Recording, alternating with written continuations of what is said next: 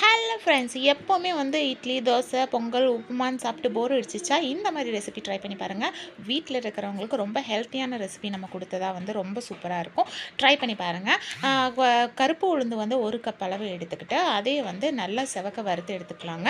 அரிசி வந்து ஒரு 1/4 கப்பை எடுத்துகிட்டு அதையும் நல்லா வறுத்துட்டு ரெண்டையும் வந்து மிக்சி ஜாரில் போட்டு பொடி பண்ணி எடுத்துக்கலாம். இது வந்து நம்மளுக்கு தேவையான அளவு நீங்கள் எடுத்துகிட்டு மீதி வந்து நீங்கள் ஸ்டோரேஜ் கூட பண்ணி வச்சுக்கலாம்.